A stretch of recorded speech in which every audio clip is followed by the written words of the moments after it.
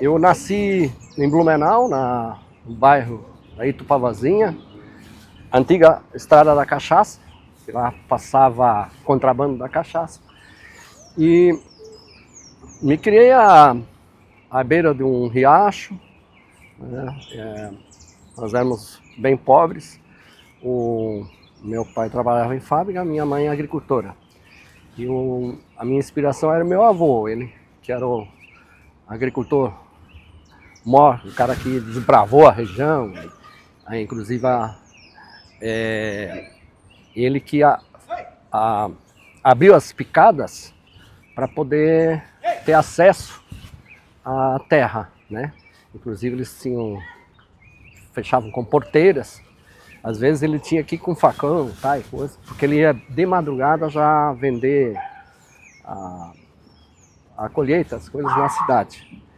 E a minha mãe era a que mais trabalhava, porque a minha avó, ela faleceu cedo, dois anos eu tinha. Até eu devo a ela o meu nome, Moacir, porque estava passando um jogo do Flamengo, que o meu pai era flamenguista, e ela escutou o nome Moacir, um jogador, e ela achou bonito, sugeriu então para meus pais, eles aceitaram. Então o trabalho começou cedo, né? Eu tive que trabalhar na roça, plantava, ajudava na busca do trato, e depois, mais adiante, então já comecei a trabalhar mesmo na vizinhança, como tipo um boia fria, né? Vendia também peras, goiabas, pepino para Remer, fazia essas coisas lá, até lenha em metro. Eu ultrapassava um pouquinho, porque a lenha em metro ela tem que ter uma altura de 1 metro. Eu fazia um pouquinho mais baixo e deixava oco um pouco para poder vender. Aí o pessoal ficava com pena, dizia, pô, uma criança tão pequena ali vendendo lenha, acabavam comprando, né? Então, e a outra coisa que eu trabalhei assim é de jardineiro, né? Na cidade, e acompanhava a minha mãe nas casas onde ela trabalhava. E trabalhei também numa arborifloricultura, fazia enxerto, essas coisas, né, de rosas. E depois, e ao mesmo tempo eu estudava, né? Estudava numa escola, a Philipp Schmidt, uma escola onde até minha mãe estudou. Ela era na escola alemã primeiro, né? Depois ela virou uma escola básica municipal. E eram 5 quilômetros para chegar lá, descalço, e só tinha uma calça comprida, com o joelho de fora, que ela rasgou e não conseguiu mais consertar tão cedo. Passei esse tempo todo assim. E ao mesmo tempo a gente jogava muito futebol, né? Os finais de semana, era sábado e domingo, era futebol. A gente jogava, logo depois a gente jogou em outros campos melhores, mas no início a gente jogava futebol. Era um campo pequeno que toda a região ia lá jogar, e ele era cercado num lado por arame farpado. Então tu imagina, é quase um campo de concentração, né? E no outro lado era um rio, e mais no meio tinha uma poça enorme também, de lama. De vez em quando dava um drible e um caía no meio da lama ali, outra vez dava um drible e o cara caía no rio. O pior é quando caía no arame, né? Aí ficava complicado. Mas ali eu me criei nisso aí. Depois eu fui jogar lá na Várzea, futebol mesmo. Joguei na 2ª divisão aí da região, né? Alguns me chamavam de Pelé Branco, mas eu chegava tanto. Outros já falavam em Zico, o Zico vai jogar com a gente e tudo mais. Mas mais ou menos essa situação, né? E a gente fazia debates filosóficos, eu e uns amigos, o Rubens, que já é um músico hoje, se reunia nas casas com cerveja e algumas bebidas e coisas, e ficava discutindo o futuro da humanidade, essas coisas todas, até de madrugada. Até um senhor lá disse assim, aquele baixinho lá, pequeno, ele devia ser deputado, porque ele fala que é uma coisa que é um condenado, a noite toda, não deixa ninguém dormir. Aí, mas não era assim, né? Só assim quando falava. Normalmente não falava muito, né? Era mais quieto.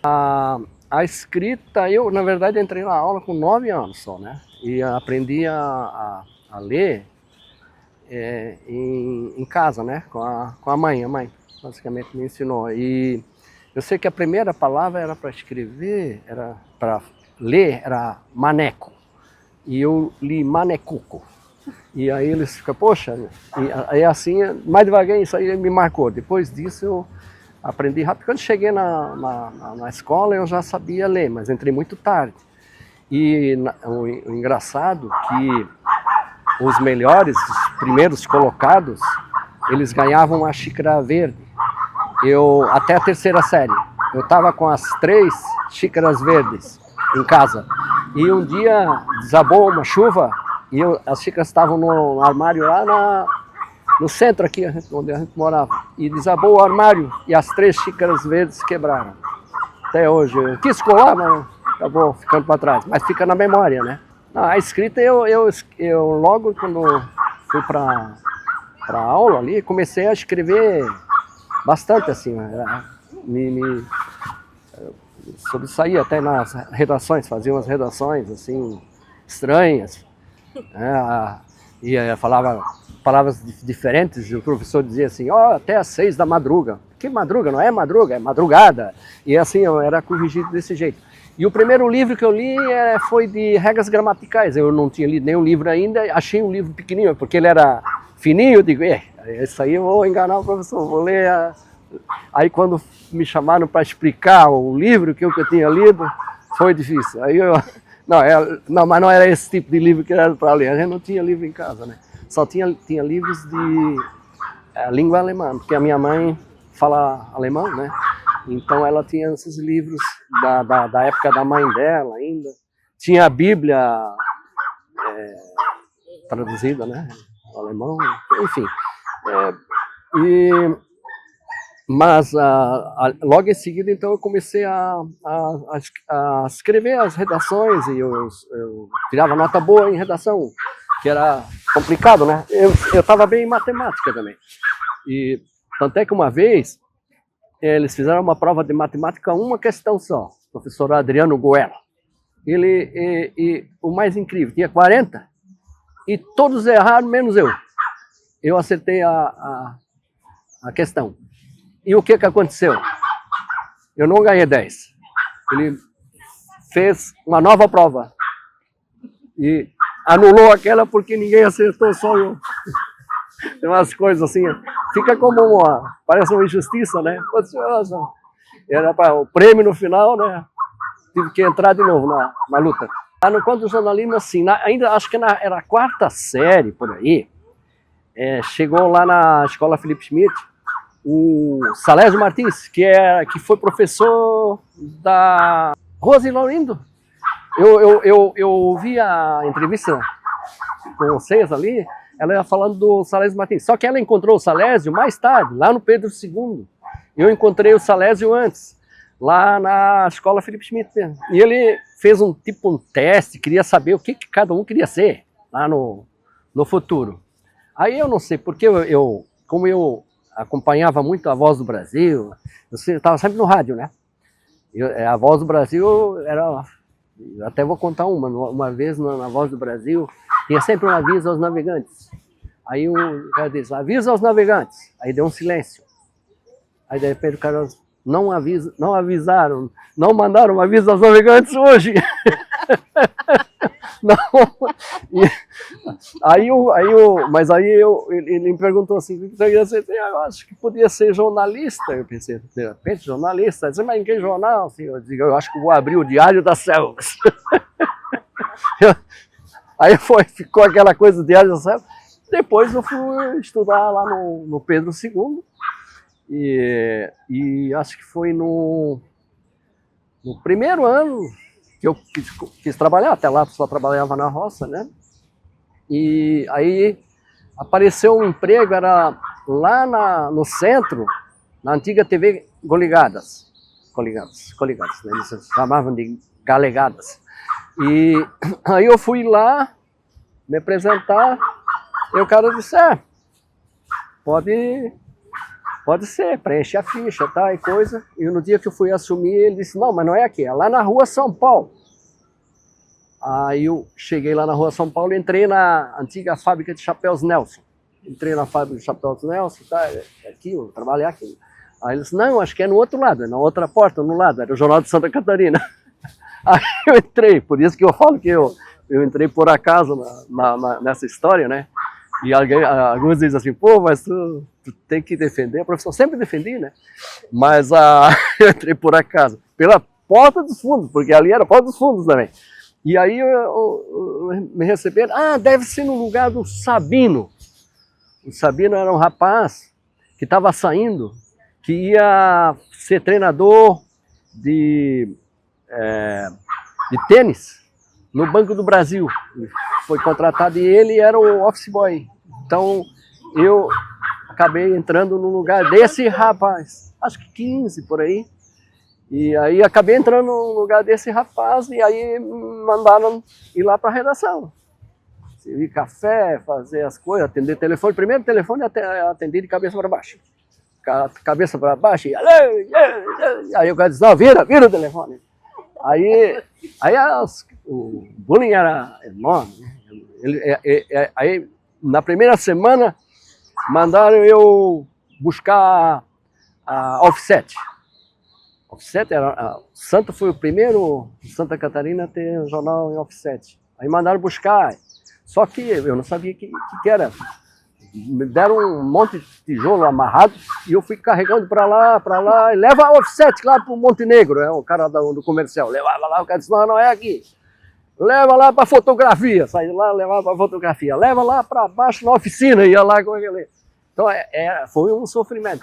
E depois ainda mandaram buscar a Calandra, era uma outra máquina também, aí comecei a desconfiar. Depois pegaram lá na Composer uma fita compridona, onde eles digitavam as matérias, e mandaram contar aqueles buraquinhos tudo. Aí contei, já estavam quase terminando, eu falei, 3.000 não sei quanto. Ele disse assim, tá errado, conta de novo. Então era assim uma sacanagem atrás da outra, até eu aprender. E aí café eu dava bastante, se fosse o preço de hoje, eu acho que eles não deixavam eu trabalhar lá, eles me demitiam, né? Na verdade, o cara do bar do jornal estava brabo, muito brabo comigo, porque eu dava café demais. Então ele chamava de Superboy, Superboy, café aqui, ali. E o cara lá, uma hora me chamou e disse, pô, tu vai falir a gente aqui, tu tá dando café demais para essa turma ali, e eles não merecem, não sei o que, pai, coisa. Assim, devagarinho, eu fui me integrando ali, né? Eu fiquei pouco tempo ali, que aí eles perceberam que eu estava muito interessado, né? Às vezes, quando alguém dizia, sai de trás de mim, tá me incomodando, porque eu ficava olhando eles computescando, para ver como é que eles fazem, né? E aí, depois me promoveram, me mandaram para a Rádio Escuta. Eu fui lá para a Rádio Escuta, e lá na Rádio Escuta, então eu coletava todo o material da AP, da UPI, da JB, da AE, todo o material das agências noticiosas, né? Eu colhia lá, já lia tudo, né? Era a máquina batendo o tempo todo, né? E aí eu já separava por assunto, por editoria, e para os editores mais preguiçosos eu já levava penteado. Já levava copo de escadinho, já entregava, pá. E aí eu também fazia a captação de radiofoto da UPI, né? E também de telefoto. E fazia os químicos também, revelava, levava um lá, era uma loucura. Depois eu passei a buscar também a telefoto. Aí vinha da sucursal de Florianópolis. Aí eu fui me integrando daquele jeito. Eu acho que logo depois eles me chamaram para a redação. Então eles me deram um cargo muito estranho, auxiliar de redator. É um troço que não existia, né? Mas isso, antes de eu ser chamado para a redação, aconteceu um fato. Teve o incêndio das lojas Renner em Porto Alegre e o editor de polícia não conseguia reduzir o texto. O texto estava diagramado ali, mas tinha que tirar lá umas 10 linhas e refazer. E o cara não conseguia, o cara quebrando a cabeça, eles pressionando o cara. Eu fui lá para a rádio escuta e pá, uma máquina ali, pá, levei. Eles olharam, pronto, tá feito. E baixaram. Depois dessa, eles me chamaram e aí passei primeiro a trabalhar junto com o editor de nacional, editor de internacional. Depois peguei outras editorias, mas primeiro acompanhando, né? Depois eu fui promovido também a editor de nacional, fui editor de internacional junto com o editor nacional, editor de Florianópolis, editor de cidade, e um tempo que eu fiquei com a editoria de economia. Na economia eu comecei a fazer tipo uns artigos de fundo, essa coisa toda, e criei, sem avisar a direção, uma coluna, registro econômico, num determinado domingo, dominical. Chegou a edição de domingo, estava lá um novo colunista, Emilote. Aí a direção me chamou e dizia, tudo bem, a coluna tá boa, mas você tem que avisar, tu não pode lançar colunas, de repente a gente até busca um patrocínio para isso, alguma coisa, mas tu lançar assim sem avisar ninguém. E aí, no final eles deixaram, mantiveram a coluna. Mas nos finais de semana eu baixava muita página, né? Passava muita coisa. E teve um editor até me chamou de Estadão. O Estadão tá vindo aí, o Estadão de domingo, quando eu vinha com aquele material todo, né? Agora, nesses artigos aí, eu escrevi um artigo que me incomodou. Se chamava assim, os fungos da batata inglesa. Aí, um artigo sobre os fungos, tá? E na outra semana eu recebi um telefonema de uma pessoa mais brava, ameaçando o processo, e coisa, o que tu entende de batata, vai te processar. Era o dirigente da ANABA. ANABA, fui ver, era a Associação Nacional de Bataticultores. Eu digo, puxa, a ANABA está em cima de mim ali. Aí eu conversei, desconversei, mas não deu processo, não deu nada. Nem retirei os fungos. Ficou mesmo a matéria. Porque começou do interior, fungos eu conheço. Estava uma crise da batata ali. Eu comecei assim, fazia 2 expedientes, né? Trabalhava durante o dia nas matérias factuais, né? E à noite eu pegava a fazer as reportagens, grandes reportagens, vamos dizer assim, né?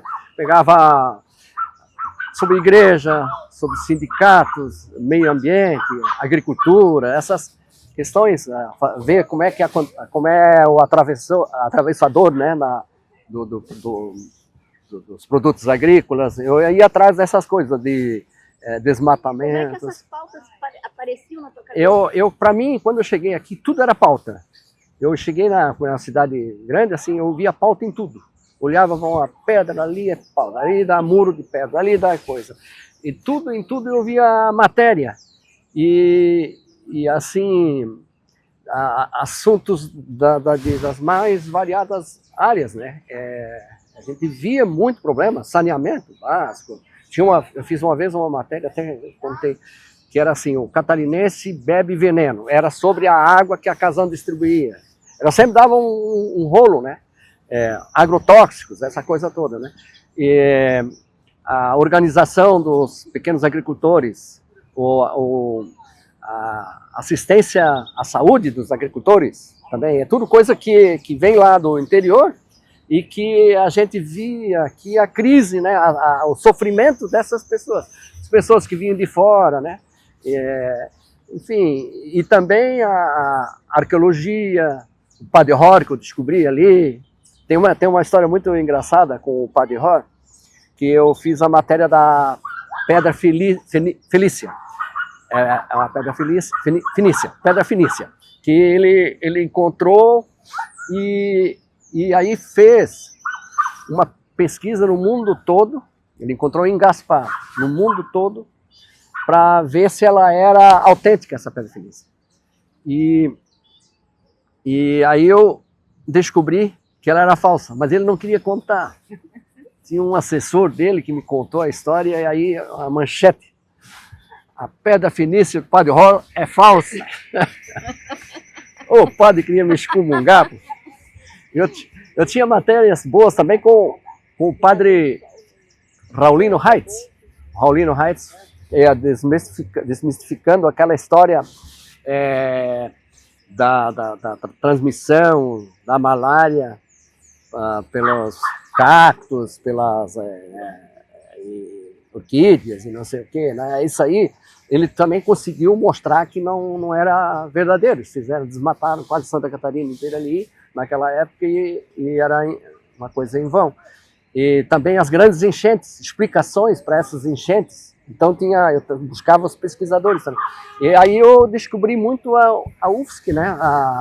Eu fui muito atrás de gente que conhecia, né? Uma coisa que hoje falta muito, né? De tentar valorizar o pesquisador, saber onde estão as pesquisas, que ficam ali adormecidas, né? E aí elas não existem, né? Eu acho que não acontece nada, né? Não muda nada se tu não descobrir e ir atrás desse material, do conhecimento que está lá guardado, né? Então eu acho que as grandes reportagens foram por aí. Também eu ia atrás, eu fui na primeira grande greve lá dos mineiros, em Criciúma. Aí eu fui lá e escrevi a matéria direto no telex dos Correios, que eu não tinha como mandar. E acabei furando o Jornal Estado, porque a manchete grande, eu fui lá em Criciúma, entrei junto com os mineiros, meio disfarçado de mineiro, assim, os caras estavam ali, fui junto, fiz tudo ali, e aí deu, mas olha, uma página, assim, né? Então, assim, esse negócio de ir também nos lugares, por exemplo, a enchente. Nós cobrimos a enchente de James Tavares, estava junto, nós cobrimos a enchente, já que a gente não estava em Blumenau, cobrimos daqui e fomos indo. É o encontro das águas que eu falo, né? E acabou rendendo o Prêmio Edson Regional, aquele material, né? Então, tem coisas desse tipo. E nos locais mais próximos a gente também ia, né? Por exemplo, quando tem uma crise no município, tinha gente querendo desocupar áreas de moradores. Então a gente ia atrás, descobria essas coisas. Garupaba, Jaguaruna, outras cidades próximas, a gente ia acompanhar. A gente sempre estava numa encrenca. Acontecia uma coisa estranha, que eu fazia as matérias, depois eles pagavam um anúncio para desmentir para o jornal. O jornal até, eu acho que ficava até contente, porque ganhavam um dinheirinho, né? Eles faziam uma página igual do mesmo tamanho, dizendo que não era nada daquilo. Eu lia muito, assim, gostava de... Olha, eu vou dizer, o Jânio de Freitas eu lia, o Zé Hamilton assistia. Eu não sei se é ruim, mas o Joemir Betten, eu gostava da coluna econômica dele, texto de escrever. E alguns padres que escreviam por aí também, eu também lia, né? Teólogos, né? E, assim, basicamente, e livros, quando aparecia livro de reportagem, eu gostava muito de ler. E, ao mesmo tempo, sempre lia, né? Revistas, eu lia muito, jornais, sempre quando eu conseguia um jornal, artigos, muito lia. Eu lia os editoriais. Isso é uma coisa que eu dizia assim, pô, que tu faz uma coisa dessa? Eu sempre estava nas editoriais. Ninguém lê editorial. Isso é uma besteira, só que eles eram bem escritos, né? E outra, era para ver qual é do jornal, né? Qual é a tendência, onde é que eu estou pisando, onde eu estou bebendo, né? Que ideologia que está por trás disso aí, né? Vim para Santa foi dessa forma. Eu fiz vestibular, estava praticamente rodado até lá no Pedro II, aí eu tive que fazer aquela recuperação. E eu estava em inglês e desenho. E aí desenho eu não desenhava nada mesmo, né? Desenho geométrico acho que era ainda. E em inglês, aí eu fiz a recuperação e aí a professora Tereza, que fez a recuperação comigo, e ela disse assim, pô, tu tem uma tendência boa para o inglês, pô, tu devia fazer em inglês. Digo, mas eu rodei em inglês. Aí ela disse, não, isso aí não foi culpa tua, deve ter sido da professora. Não, mas aí eu estava no carro, no Fusca azul do diagramador José Tolardo, quando escutei no rádio meu nome. Eles estavam publicando a lista dos aprovados no vestibular. Eu tinha passado em Ciências Sociais. E tinha uma semana para se apresentar, logo eu tinha. Aí peguei lá, falei com a direção para ver se eu podia trabalhar em Florianópolis, que eu tinha passado no vestibular. Avisei a mãe lá, peguei um pouco de roupa e uma bolsa e me mandei para Florianópolis. Cheguei aqui um dia de chuva horrível. Eu sei que eu escutei o editor reclamando, veio mais uma naba lá de Blumenau. O cara, já desse jeito ali, né? Era o Bonifácio Tisco. Mas aí no dia de chuva, sem lugar para morar, sem nem aí, saímos em uma repórter chamada Alice, ela com guarda-chuva, e fomos correr pela cidade ali, e fomos lá na Conselheiro Mafra. Fomos, e uma dessas da Conselheiro Mafra eu consegui uma vaga, e já me instalei lá. Era um lugar incrível. À noite era uma brigalhada. Tinha um cara que dormia lá, que eles prendiam quase toda semana, e eu dormia com o pescoço para a porta. E esse cara, eles entravam lá e pegavam. E tá, eu morei, e a senhora lá tinha um filho que tinha problema de saúde. Ele gritava à noite, bem alto, dava um susto na gente. Acabei morando lá um bom tempo. Para sair de lá, aquela senhora não queria que eu saísse. Eu tive que jogar a minha mala pela janela, escapar, e aí fui morar numa pensão ali na Felipe Schmidt. Uma pensão com muita gente de vários lugares. Aí fiquei um tempo até já... Aí eu fiquei lá até a Novembrada, ali nesse caso. E lógico, era pertinho, e já aliás, o UCF ficava nos fundos da minha pensão lá. E aí eu já aproveitava, já me enturmava, já fazia matéria sobre o UCE, né? Aliás, que eu fiz muito material é a educação, né? As greves dos professores da UFSC, os outros movimentos, me integrei muito nos movimentos, né? Tanto é que eu participei da criação da CUT, né? Do Enclates, nos Conclates, todas essas coisas eu participei. Eu ia como delegado, já do tempo do Moço, a gente tinha a maioria, fazia assembleia no sindicato e escolhia os delegados, né? Aí eu sempre participava disso aí. Eu fiquei no Santa. No Santa eu tive 3 demissões, né?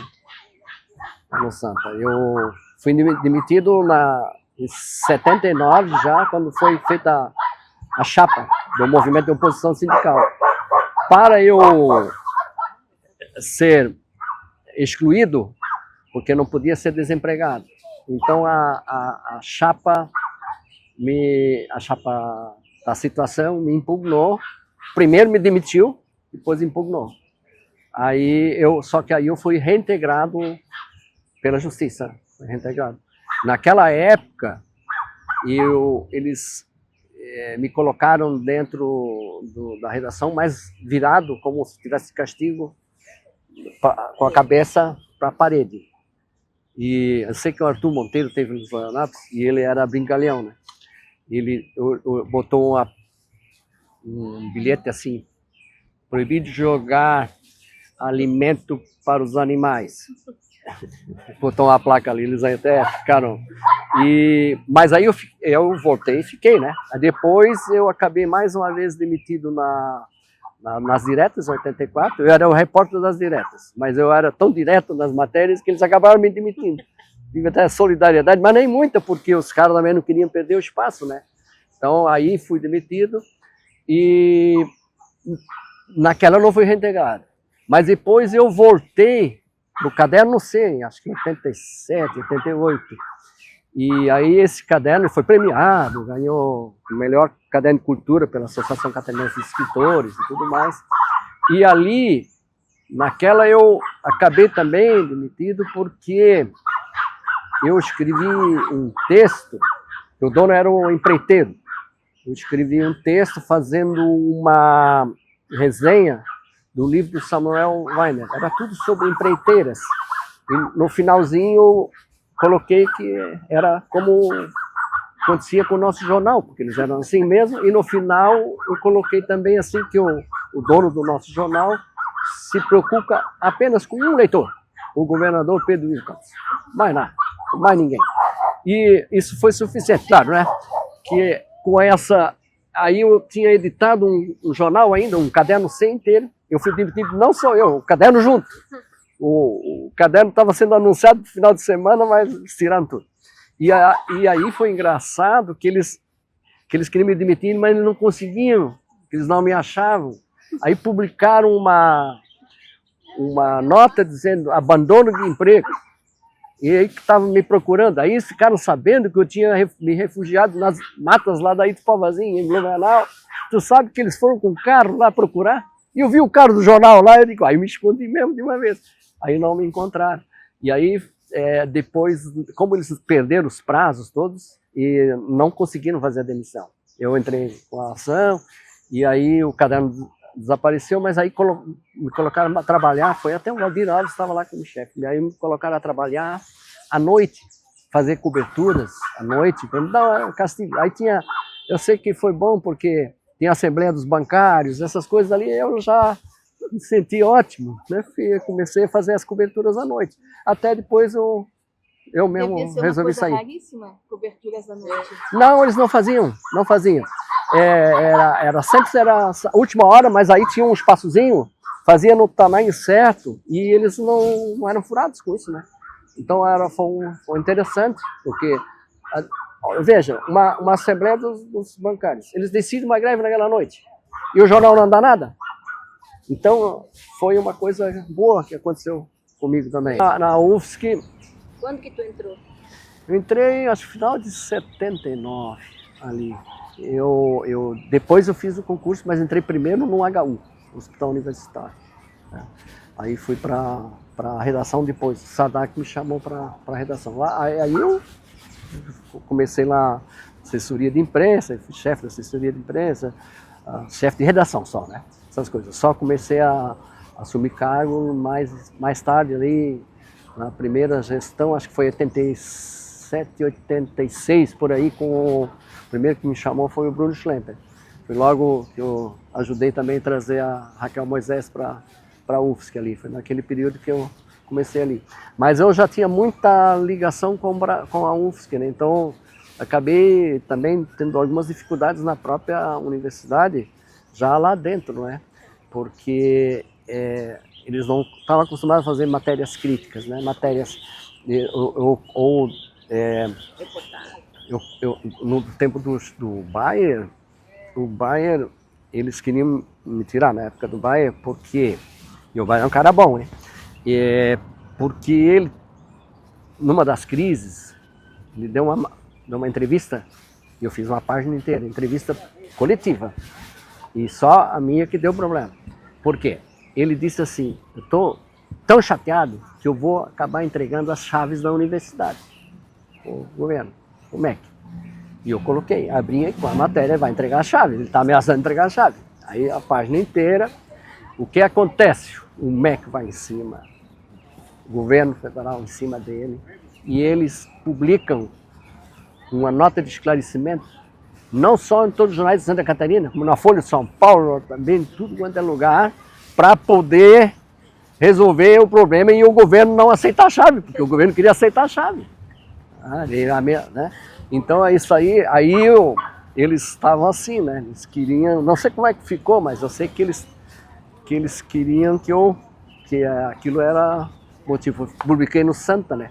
Era uma combinação do Jornal da Semana com o Santa, porque os dois foram fundidos, né? E o Sérgio da Costa Ramos era o editor, que ele ainda disse assim, porque eu sei que tinha acontecido outras, né? Aí uma semana isso, outra semana o reitor entrega as chaves, E aí e uma era sobre uma crise que tinha lá e o conselho universitário não se reunia. E eu abreviei conselho universitário só CU. E o CU não se reúne, e não sei o quê, e pá, e não toma posição, e aí saiu esse troço ali. Aí o pessoal ficou também, né? Aí ele diz assim, pô, bom, você manda, é isso, agora é o que não se reúne. Então, também estava assim, estava por um triz lá no Santa. Aí eu ainda caí numa aposta com o pessoal do Afinal. Eu fiz um material sobre aquela tarifa social, eu apostei 6 cervejas que eu ia fazer a matéria. Aí fiz uma matéria, mas uma matéria, tarifa social, uma porra, era uma coisa dessa, da prefeitura. E o Capacho era o diretor. Capacho pergunta, o povo responde. Capacho pergunta, o povo responde. Era uma loucura aquilo ali. E a capa era assim, era tarifa social, uma fraude, uma porra. E isso deu uma crise. E aí eles descobriram que eu trabalhava no Santa, não no Afinal. E aí foram em cima. E aí o Sérgio da Costa Ramos acabou dizendo, não, uma coisa é o que ele está fazendo aqui. Aqui eu seguro a ponta, lá é outra história. Mas essa matéria até em casa. Num lado era o Jason Barreto e no outro era tarifa social, uma porra. E matéria, mas foram várias páginas. O jornal ele existia, mas ele tinha uma outra característica, né? Eles faziam só, assim, era release, assim, né? Só release. Né? Depois a gente, com o Sadar já foi um pouco melhor, né? Já foi melhor. Ele já tinha uma ideia mais jornalística, né? Depois a gente criou o Jornal Universitário como política pública. Foi aquele resultado do curso de especialização que eu fiz de integração, de comunicação integrada lá na PUC, né? Em Minas, com a Fundação Dom Cabral, que é a ideia de política pública. E aí sim, aí entramos com essa ideia do jornal universitário. Ele foi semanal, quinzenal, foi uma época mensal, mas ele tinha a ideia de funcionar como se fosse um jornal de verdade, assim, um jornal da cidade, de publicar tudo, né? Ter critérios jornalísticos, né?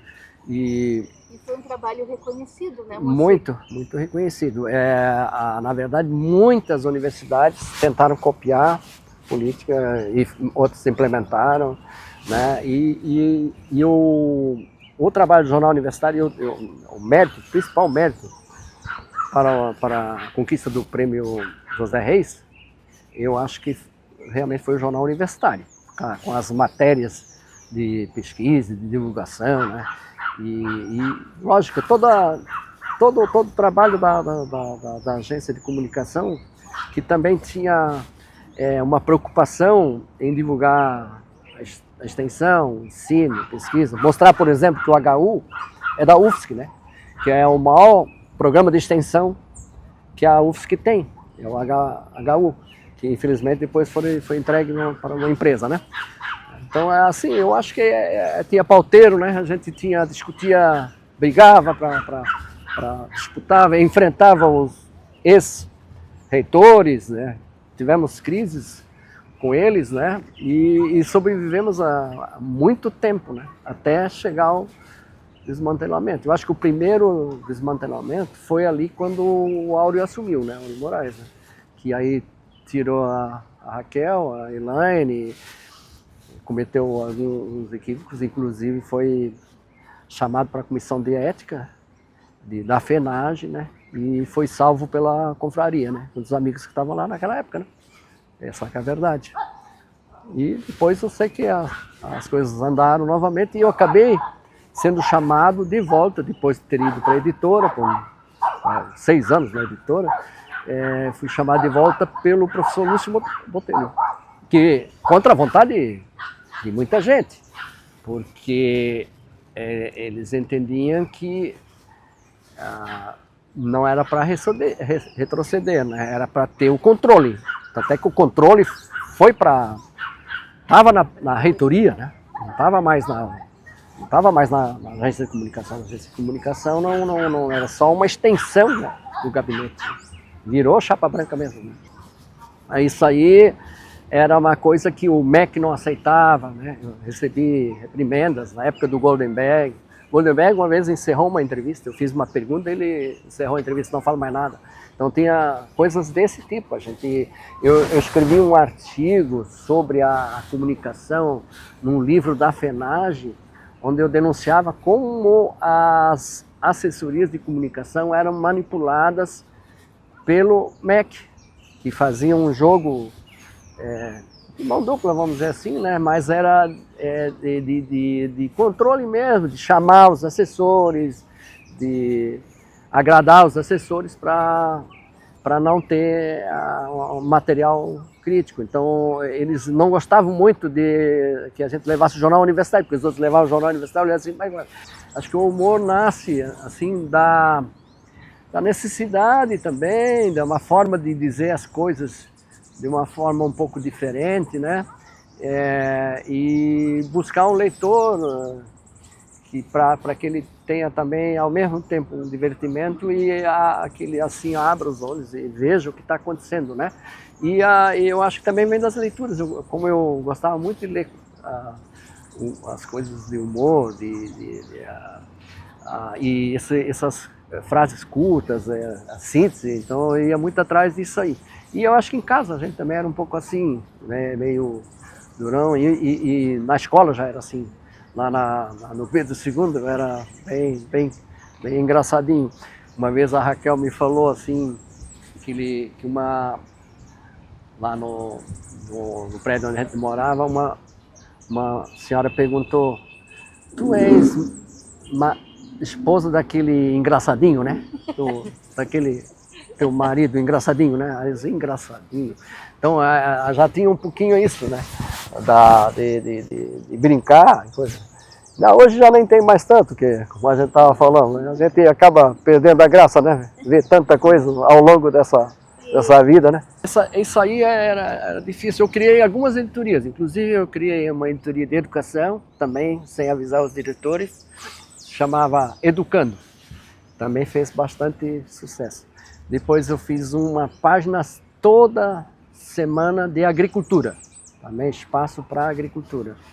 E em 1977, acho que foi 8, lá em Blumenau, 78, lá em Blumenau, com a Caprena, que era uma associação catarinense de preservação da natureza, nós criamos a página Editoria de Meio Ambiente, que era uma coisa realmente inovadora, porque é outra coisa que a gente colocou e não comunicou à diretoria.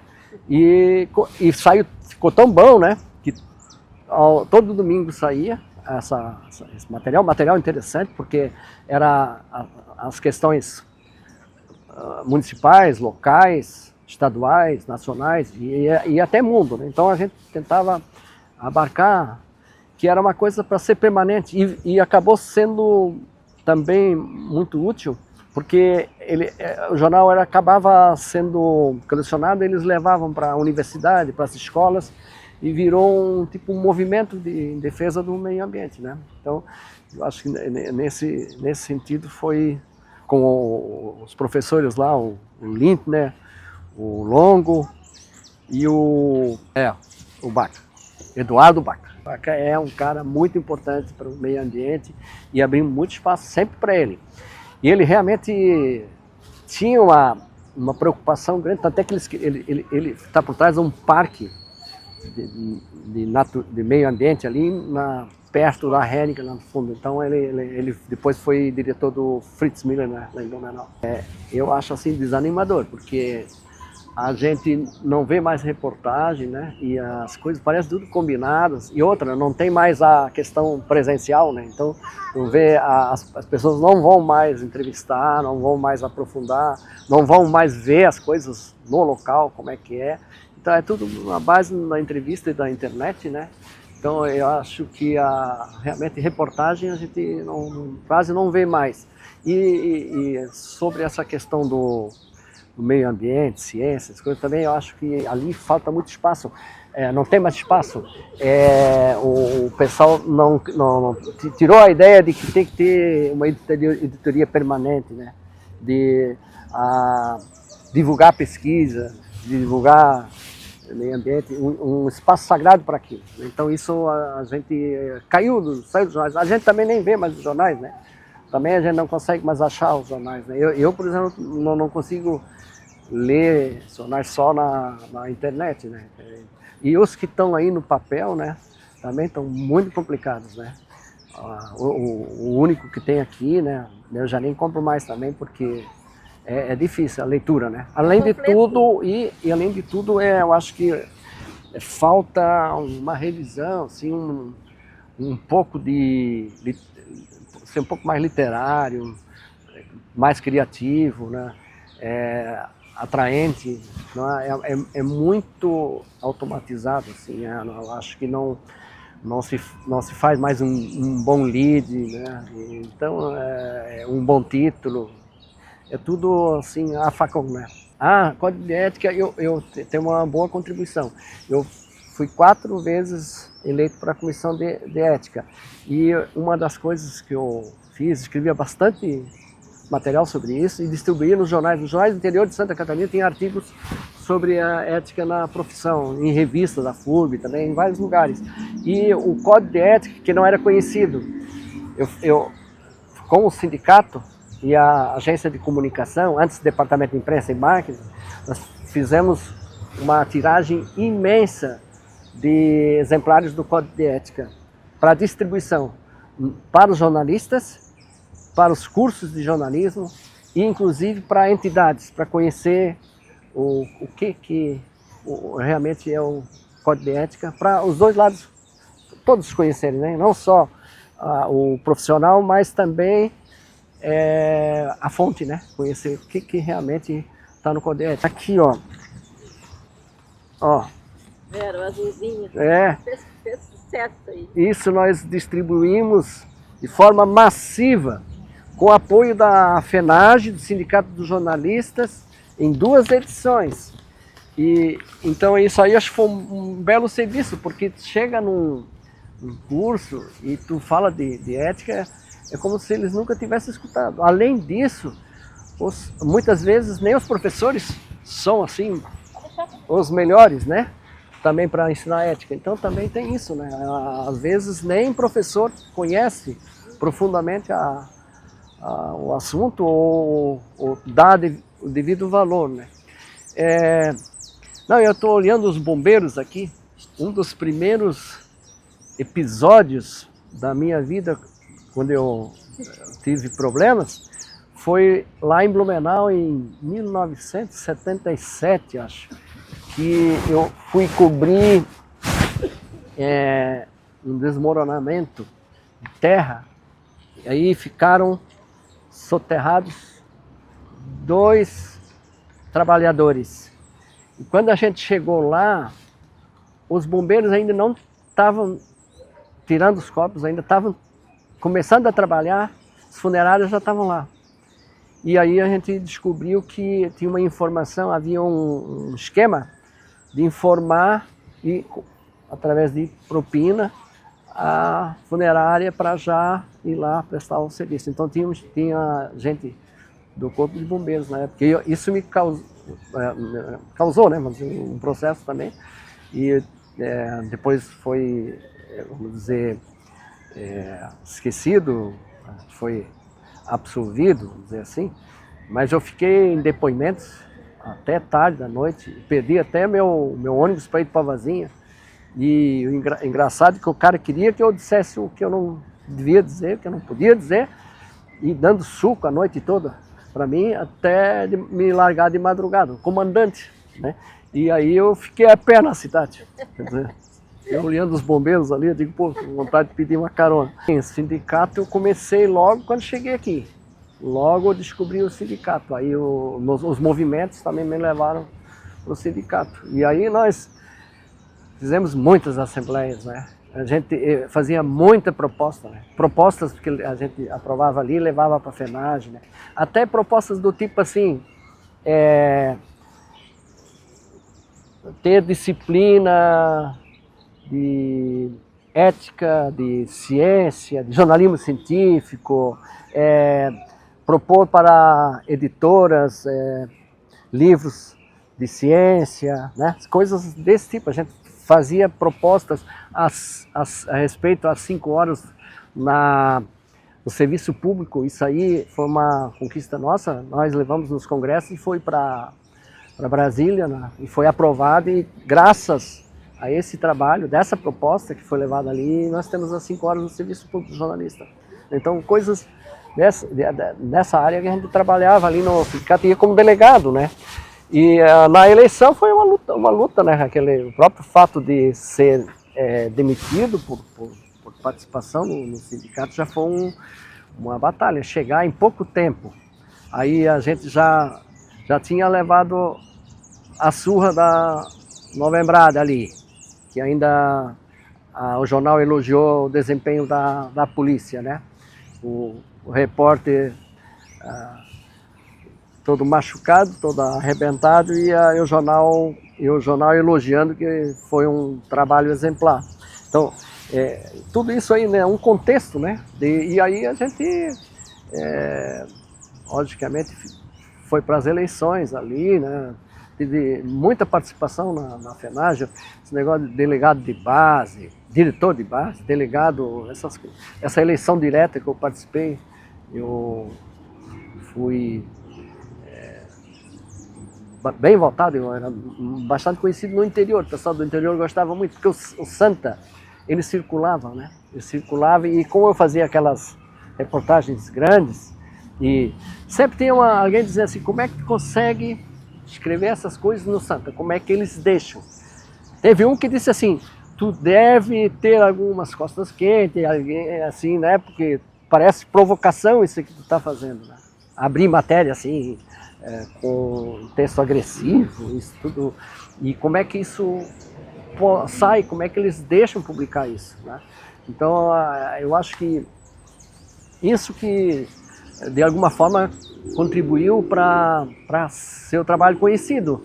Porque nas eleições, você vê que na primeira eleição, só o presidente, candidato a presidente, recebeu mais votos que eu, o Ayrton Canitz. O segundo mais votado fui eu, né? E tinha lugares, era unanimidade, assim. Blumenau eu tive um voto contra. Parece que o cara se explicou, não sei quem foi, também não quero saber. Ele disse assim: que todo mundo gosta dele, mas eu não vou votar nele. Aí só não me disseram quem era. Também é melhor não saber, né?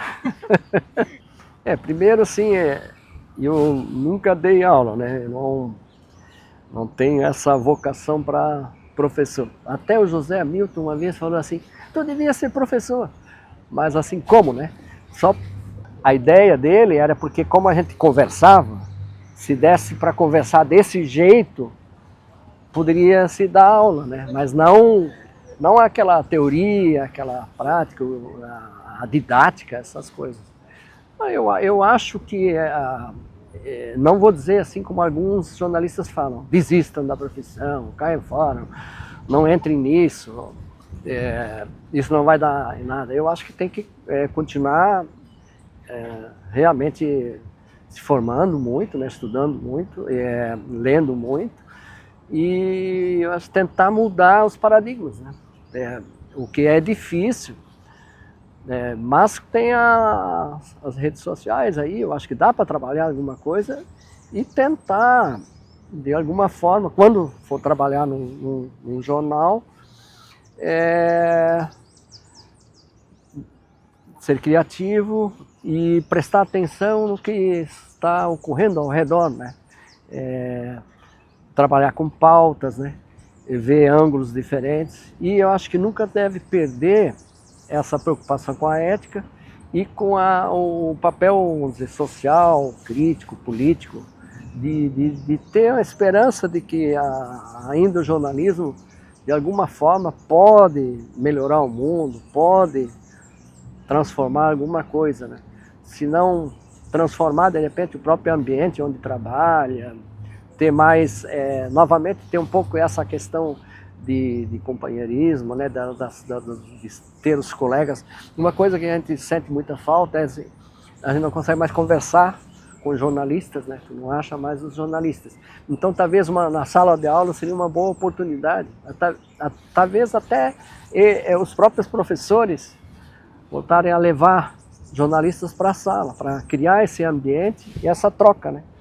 Eu acho que seria muito importante ter essa troca para eles não perder o contato com os profissionais que já têm uma experiência, que podem ensinar alguma coisa, né? Eu acho assim, eu fico um pouco frustrado quando vejo isso, porque realmente muitas vezes eu percebo isso.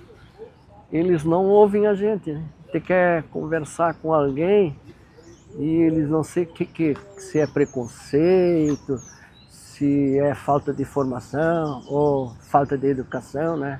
Eu acho que alguma coisa assim, porque realmente a gente sente um vazio, né?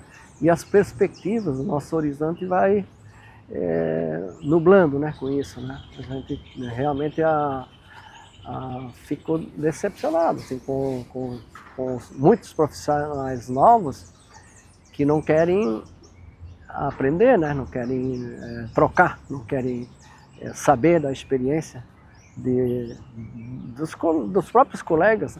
Na verdade, quase não se falam. Eu tive essa primeira sensação quando uma vez eu fui lá para Blumenau e o Ingo Pentes, fotógrafo, quis me levar lá para a redação do Jornal de Santa Catarina, nos Novos Tempos.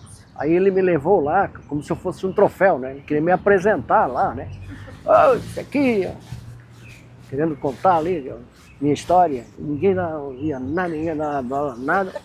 Até que uma hora chegou um cara que estava um cabeludinho assim sentado, de repente ele levantou, que disse, agora vai se interessar. Ele disse, vocês podem conversar lá fora? Porque aqui não é ambiente para isso aí, pô. Aqui é um ambiente de trabalho. Cada um na frente do seu computadorzinho ali, não olhando para o lado, e o cara incomodado. Eu sei que em outras épocas, e eu ainda trabalhava em Blumenau, quando vinha um jornalista, alguém, né, parava a redação. E a gente conversava, todo mundo falava até das reivindicações, dos problemas, parava todo mundo, e depois saía para beber uma cachaça, quer dizer, eu não bebo cachaça, mas cerveja. O chopp, então saía para conversar, não conseguia nem terminar ali. Numa hora só o cara disse assim, pô, tem que baixar a minha... Senão o cara lá vai reclamar, o Vilmar Trindade vai reclamar, o Fernando Bastos, não é Fernando Bastos, era o Valdemar Bastos. Fernando Bastos era o pianista, né? Aquele foi deputado federal e votou por um outro, lembra? Então esse era o pianista, mas aquele era o Valdemar Bastos. Eu fui saber depois, ele era bravo, morava até em Pomerode, pegava ônibus, ele fechava o jornal por causa do horário do ônibus. O ônibus era para Pomerode, mandava fechar, não tem, fecha, não tem, mas tem mais aqui, não, tá, meu ônibus está passando. E pai corria para pegar o ônibus para Pomerode, morava lá perto do zoológico de Pomerode. Esse cara, eu fiquei sabendo depois que ele virou assessor de imprensa de uma fábrica de sabão no Rio de Janeiro. Fábrica de sabão, assessoria de imprensa. Tu vê, né? Como as assessorias foram se valorizando, né? E tem lugares que eles não se dão conta disso, né? Da importância também do assessor. E eu sempre falava isso também, o assessor, ele nunca pode deixar de ser jornalista. Ele fazia essa defesa também nos congressos, de que é por isso que tem que ter os mesmos direitos, né? Porque ele não deixa de ser jornalista, ele continua jornalista, mas não vai ser outra coisa. É por isso que ele deveria usar os mesmos métodos, as mesmas regras, a mesma ética, enfim, e os mesmos meios, né, de trabalhar a matéria, né, a reportagem. Eu, na verdade, eu não consigo nem ter uma ideia clara de como isso acontece, né?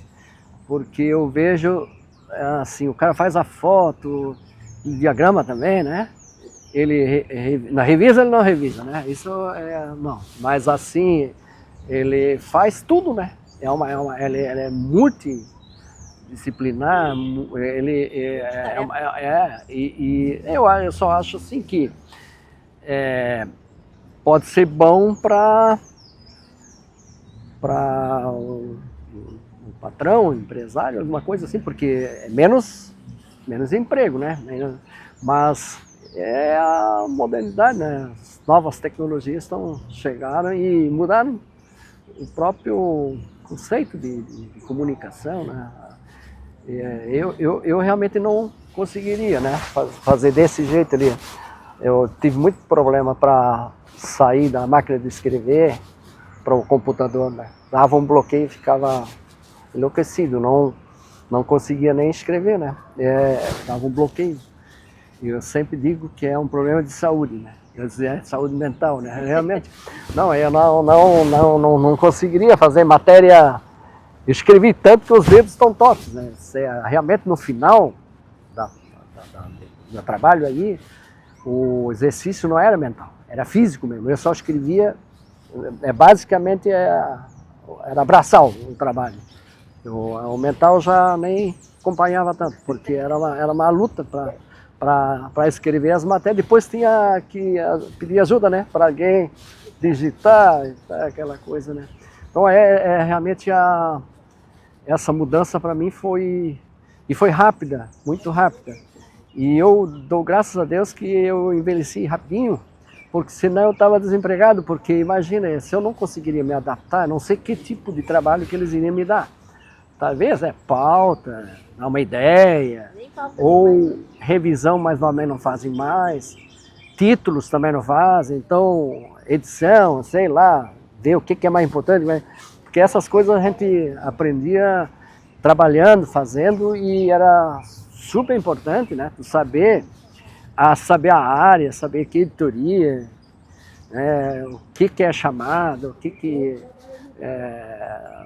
é descartável. E me lembro assim de uma coisa, bem no início, que me marcou muito, o Nestor Carlos Fedrizzi, que era em 75 o editor-chefe do Jornal de Santa Catarina.